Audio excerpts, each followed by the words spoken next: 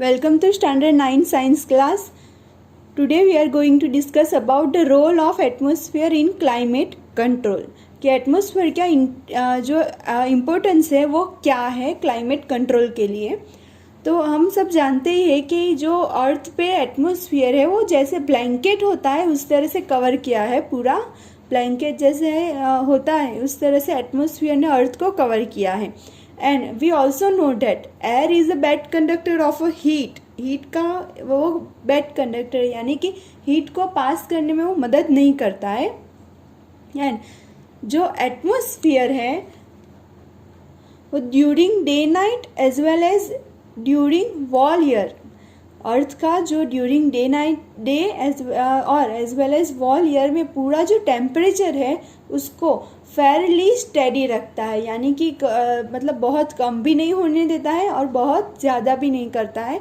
तो इसमें एटमॉस्फेयर का रोल बहुत ही बड़ा है, जो हम लोग पीछे एक एक्टिविटी से देखेंगे। And atmosphere prevents the sudden increase in the temperature during day light hours as well as also in night, as well as it slow down the escape of heat into the outer space.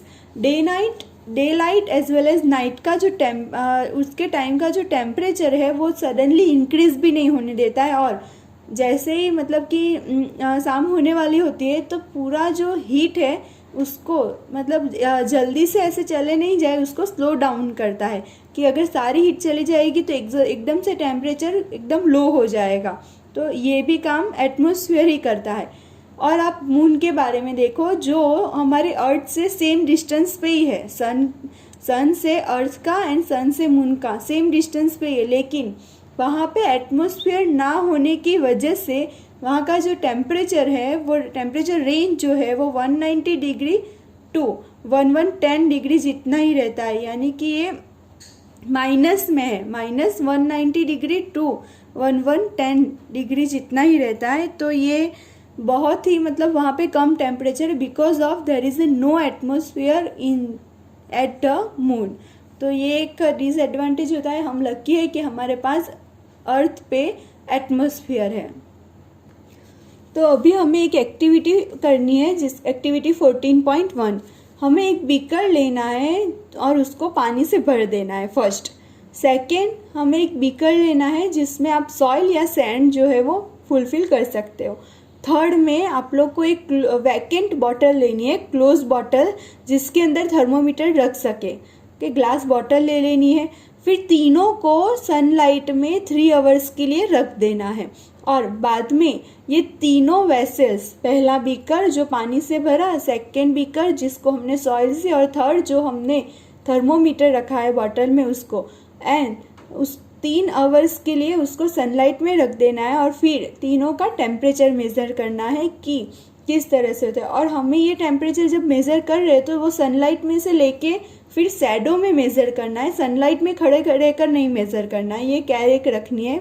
और अभी जो है वो यहाँ पे 4 question दिए गए हैं जिसका हमें आंसर देना है कि हमने सॉइल ये जो पानी वाला लिया उसमें कि फिर सॉइल वाला लिया उसमें, किस में टेम्परेचर ज़्यादा होगा। तो देखो आप सब जानते हो कि पानी से ज़्यादा जो सॉइल है वो जल्दी गर्म हो जाती है, तो टेम्परेचर किस में ज़्यादा होगा, सॉइल में ही ज़्यादा होगा। As well as second question आपको ऐसा पूछा है कि based on above finding which would be become hot faster, land और सी। तो उसका आंसर आएगा लैंड, क्योंकि लैंड जल्दी गर्म होती है।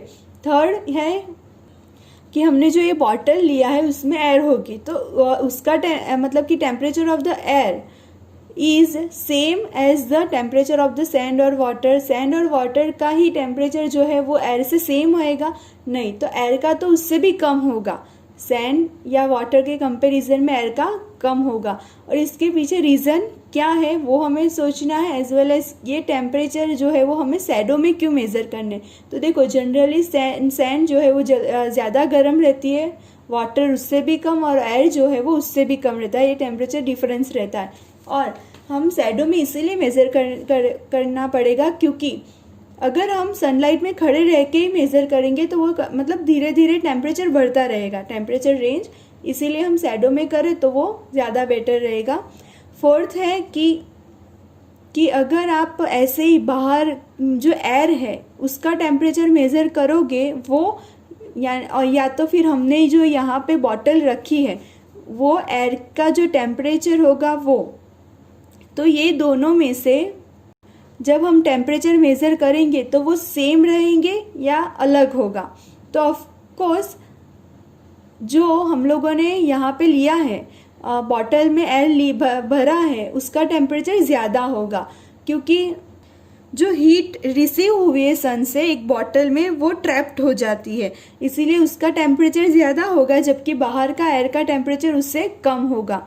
और do we ever come across this phenomenon in daily life. तो डेली लाइफ में आपने कभी ऐसा फिनोमिनन देखा है? तो जब हम लोगों ने we enter a car park under the sun, जब हम जैसे कि सन में पार्क किया गया है एक कार, उसमें अगर हम एंटर होते हैं तो बहुत गर्मी फील होती है, बहुत ही हॉट फील होता है और ऐसा लगता है कि कब फिर से बाहर निकल जाए, और जल्दी से जो ग्लास वो सब ओपन कर देते हैं।